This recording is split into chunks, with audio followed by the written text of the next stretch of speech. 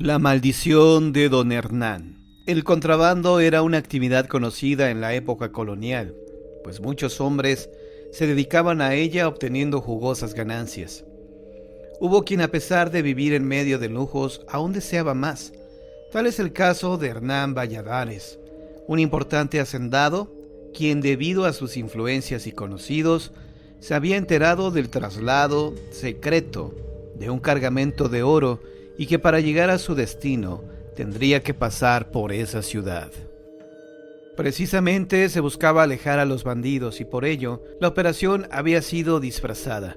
Sin embargo, el hacendado tenía conocimiento de la hora y la ruta que tomaría el carruaje, así que decidió contratar a una banda de criminales para que perpetrara el asalto.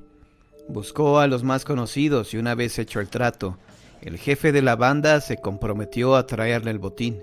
El hacendado regresó a casa. Al llegar encontró a su hija en brazos de Álvaro, uno de sus peones. Enfurecido se abalanzó contra el jornalero y a empujones lo sacó de su propiedad.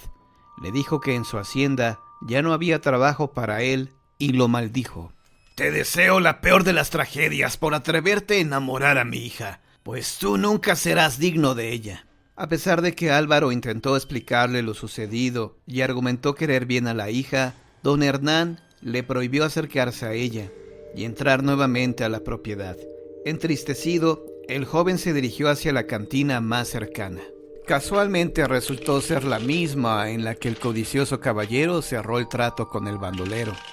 Un par de hombres que también bebían en la cantina invitaron a Álvaro a sentarse con ellos, pues lo miraron decaído y sumamente deprimido. Minutos más tarde el jefe de la banda lanzó una señal y todos de inmediato se pusieron de pie. Salieron de la taberna y se percataron de la llegada de un carruaje muy austero, tal y como lo había descrito el hacendado. Luego de comprar algunos víveres y de refrescar a los caballos, el vehículo que transportaba el oro partió. Se dirigía a la zona boscosa para continuar con su camino. El paraje fue aprovechado por los bandidos, quienes lo interceptaron y ordenaron bajar el cargamento. Muchos fueron los costales que poco a poco se fueron juntando bajo un árbol. Una vez logrado el objetivo, los malhechores se dispusieron a no dejar huella del asalto, por lo que lanzaron el carruaje al precipicio y mataron a los hombres que viajaban en este. Pasaron 2 semanas y no se sabía nada, ni del cargamento ni de los ladrones. La noticia del robo y de la desaparición del gran botín corrió todos los rincones del pueblo. Muchos hombres se dieron a la tarea de buscar el tesoro. Sin embargo, ninguno lograba el objetivo, pues no había rastro alguno. Una tarde, 2 amigos regresaban al pueblo. Luego de varias horas de parranda, temían que les cayera la noche en medio del bosque, por lo que intentaban caminar rápido, a pesar de su estado de ebriedad. De pronto, uno de ellos creyó ver algo que brillaba en la oscuridad, y curioso, bajo sus pies se movieron unas rocas. El hombre intentó quitarlas para averiguar qué había debajo de ellas. Sorpresivamente se abrió un gran pozo oscuro. Se asomó para mirar qué había dentro, y lo que observó lo dejó paralizado por unos minutos. Luego corrió hasta donde se encontraba su amigo y le mencionó que acababa de ver el infierno. De pronto, una sensación extraña se apoderó de él. Le puso la mirada en blanco y lo encaminó hacia la boca del pozo. Una vez ahí, lo incitó a arrojarse y así lo hizo. El segundo amigo logró ver unos seres espectrales que se parecían a los malhechores desaparecidos. Sin embargo, no pudo huir y también corrió con la misma suerte. Por su parte, don Hernán Valladares se encontraba malhumorado, pues creía que los bandidos se habían burlado de él, pues nada sabía de ellos, y mucho menos del botín. Irritado, decidió enfilarse hacia el bosque para buscarlos personalmente. Esperó el anochecer para no levantar sospecha alguna. Al llegar a la guarida de los bandoleros, alcanzó a ver un resplandor como de una gran fogata, por lo que se dirigió hacia allá. Pensó que tal vez descansaban después de haber asaltado todo el día, o bien que realizaban el reparto de las ganancias. Esto era lo que cruzaba por su mente cuando escuchó un gemido. Cuando se volteó para averiguar de dónde provenían los extraños ruidos, se encontró con unas figuras descarnadas que rápidamente lo rodearon. Sintió enloquecer, pues no creía lo que sus ojos veían. Pensó que moriría, y todo empeoró cuando uno de los espectros comenzó a hablar. Usted es el culpable de nuestra desgracia al maldecir a este hombre. Don Hernán casi rompe en llanto cuando se percató de que el espíritu que señalaban era el de Álvaro. De inmediato recordó las palabras que le pronunció cuando lo corrió de su casa. Te deseo lo peor de las tragedias por atreverte a enamorar a mi hija, pues tú nunca serás digno de ella. Luego de esto, uno de los espectros lo encaró, solamente para decirle que Álvaro les había traído la maldición, pues el día que se les unió, ese mismo día perdieron la vida. De tal manera, el ser descarnado le exigió al hacendado romper la condena, desenterrando el tesoro, pues sólo así sus almas dejarían de penar y podrían alcanzar el descanso eterno. El caballero accedió a sus peticiones y los espectros desaparecieron. Don Hernán no supo ni cómo, pero llegó a salvo a su casa. Ni siquiera se percató de las miradas curiosas de la gente, que extrañada lo veía pasar con un semblante muy aterrado. Toda la noche la pasó en vela. No quería cerrar los ojos por temor a recordar su espeluznante experiencia. Le parecía ver los rostros cadavéricos de los bandoleros a través de las cortinas. Al llegar el amanecer y cuando los tibios rayos del sol daban la bienvenida al día, volvió el optimismo a su corazón y se recriminó el comportamiento tan cobarde de la noche anterior. La avaricia nuevamente se hizo presente y por la mente de don Hernán solo pasaba la idea de apoderarse del tesoro. Solo bastaron un par de horas para que se olvidara de las promesas hechas a los espectros. Debo ir por el oro. Tiene que ser todo para mí, se dijo. Al fin que ellos ya están muertos. Se encaminó hasta el paraje donde había encontrado a los espíritus la noche anterior. Sin embargo, no lograba distinguir con certeza el lugar exacto de la aparición. Levantó rocas, escarbó bajo los plantíos y algunos árboles sin encontrar ni una pista. La tarde cayó y, cansado por la jornada, decidió volverse a la hacienda. No obstante, al intentar abrir el portón, un grupo de seres extraños se apostó alrededor de él. Uno de ellos, enfurecido, lo azotó contra la puerta y le dijo que eso se merecía, y más, por haber faltado a su promesa. Don Hernán, lleno de miedo, suplicó por una última oportunidad, pero los espíritus se negaron por considerarlo una persona no confiable. La gente de los alrededores observó estupefacta cómo el hacendado parecía volar, arrastrado por un torbellino, sin dejar de gritar desgarradoramente. Nadie se atrevió a ayudarlo, por temor a ser llevados también. La gente se refugió en sus casas, en la iglesia y en los negocios que ante lo acontecido cerraban rápidamente, dando alojamiento a las personas que pasaban por ahí. Nadie había olvidado el suceso y en las calles todavía se hablaba de él. Cuando apareció el cuerpo inerte de don Hernán a un lado del camino que llevaba al bosque. A partir de ese momento, los pobladores evitaron caminar por ese sitio, ya que en varias ocasiones se podía ver a un grupo de espíritus persiguiendo a otro, quien gemía y se lamentaba aterradoramente.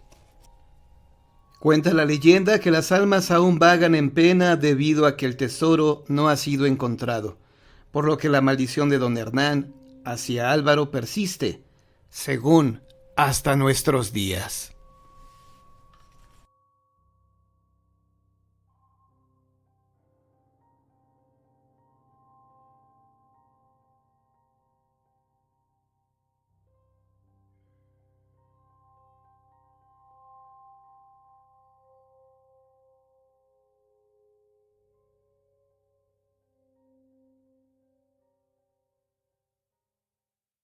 Una noche junto a la laguna de Toala. Salimos de la casa de Adriana aproximadamente a la 1 de la tarde. Para las 4 estaba ya instalada la casa de campaña a unos 30 metros de distancia de la laguna. La mayoría de los visitantes recogían ya su basura y las cosas de las que se habían servido para cocinar. Algunos niños todavía volaban sus papalotes. Un delgado manto de nubes encapotaba el cielo. El viento se sentía helado. Lo primero que hicimos después de estar instalados fue comer. Con el viento llegaba ocasionalmente un sugestivo olor a carne asada. Nosotros solo llevábamos atunes. El lugar empezaba a vaciarse. El viento intensificaba su gelidez y su fuerza. A las 6 de la tarde estábamos solos. La oscuridad comenzaba a desplegarse sobre el lugar. A lo lejos se difuminaba la última claridad del día. Leonardo sacaba las cervezas que habíamos comprado. Cuando llegaron unos policías de la montada, nos preguntaron si ya íbamos a retirarnos. Dijimos que pronto lo haríamos. Por supuesto mentimos. Afortunadamente no se dieron cuenta de las cervezas. No regresaron. Así que bebimos. Nos daba alegría ser los únicos humanos en tantos kilómetros. La noche ya había consumado su oscuro abrazo. Reíamos y hablábamos estrepitosamente. Las únicas luces las emanaba rítmicamente algunas luciérnagas, pero un resplandor más grande y que no era intermitente se movía hacia nosotros. Escondimos las cervezas y callamos. Era un hombre de baja estatura, de aspecto torvo y enfermo. Dirigió la molesta luz de su linterna directamente a nuestra cara para escudriñarnos. Comenzó a proferir palabras coléricas que ninguno de nosotros entendió.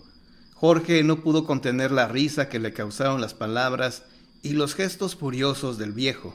Ya no habló y se marchó deprisa. Entonces todos reímos. Pero el viejo regresó corriendo en pocos minutos cargado de una garrafa. La destapó y nos roció con lo que contenía. ¡Gasolina! Leonardo corrió hacia él y lo tiró con un golpe en la cara. Él dijo que nos calmáramos, que ese era un lugar muy peligroso y debíamos irnos. En su chamarra llevaba una antorcha. Seguramente pretendía quemarnos. Se fue corriendo. Nos quitamos la ropa que había rociado y le echamos agua de la laguna. Mojamos también la casa de campaña. Ya no estuvimos a gusto. Temíamos que en cualquier momento regresara con más gente, aunque hubiera sido más peligroso que nos fuéramos de ese lugar tan tarde. No teníamos otra opción más que esperar. Aún con sueño, no podíamos dormir sabiendo que ese carcamán podía regresar y quemarnos sin ningún problema mientras estábamos dentro de la casa de campaña. Debían ser más de las 12 de la noche cuando vimos una luz descendiendo desde lo más alto del cerro hacia el que había huido el viejo. Pensamos que era él. Descendía muy aprisa. Nosotros buscamos palos y piedras por si era necesario. Esperamos. La luz se detenía por momentos, también repentinamente dejaba de verse y luego aparecía en otro sitio. Así duró casi una hora. Llegamos a creer que ya no bajaría cuando la luz se apagó como por 15 minutos. Después la vimos de nuevo casi a las faldas del cerro. Nos miramos con miedo los unos a los otros. Se escuchaban ladridos, muchísimos ladridos. Alcanzamos a entrever a unos 40 metros a un hombre altísimo, robusto, acompañado de una jauría de enormes perros. Venían hacia nosotros. El hombre emitió un sonido raro, inhumano, y los perros comenzaron a correr, gruñendo. Aterrados y sin tener más alternativa, les arrojamos las piedras que habíamos contado. No era que falláramos en la puntería, pero misteriosamente las piedras nada les hacían. Los perros ya estaban a 2 metros de nosotros cuando el imponente hombre alzó los brazos. Pasaba toda nuestra vida por nuestra mente viendo el inminente ataque de los perros y desaparecieron. Eran espectros. Estábamos pálidos y enmudecidos. El frío y el miedo eran insoportables y no podíamos irnos de ahí sino hasta que amaneciera. Escuchábamos de repente a lo lejos a la jauría aullando y temíamos que volvieran. Nos maldecimos por haber optado por ese lugar y ya estando en él, decidir pasar ahí la noche. Añoramos el inocuo tedio de la ciudad y de nuestras casas. Pasamos 2 horas tiritando de terror y de frío. Algunos debilitados empezaban a cabecear. El silencio era escasamente interrumpido por algunas palabras entrecortadas entre nosotros y el chirrido de algún grillo. Comenzábamos a creer que los peligros habían cesado cuando se escuchó que algo emergía del lago. Aguzamos el oído. Era algo que nadie de nosotros había escuchado antes, como si caminaran sobre el agua. Se acercaba. Alcanzamos a divisar 2 pequeños puntos rojos que avanzaban, salían del agua. Entonces le distinguimos una mujer de largo cabello oscuro, desnuda. Los puntos rojos eran sus ojos. Creímos que era un espectro. Le mirábamos obnubilados. Tras de ella emergieron aquellos feroces perros, avanzando hacia nosotros de manera amenazante. Temimos lo peor. Los perros atravesaron nuestro cuerpo. Azorados, observamos que avanzaron hacia el monte, donde se reunieron con el hombre gigantesco y el pequeño hombre que amenazó a quemarnos. A la mañana siguiente nos alejamos de aquel lugar, quedando dentro de nosotros la sensación de una fuerza sobrenatural.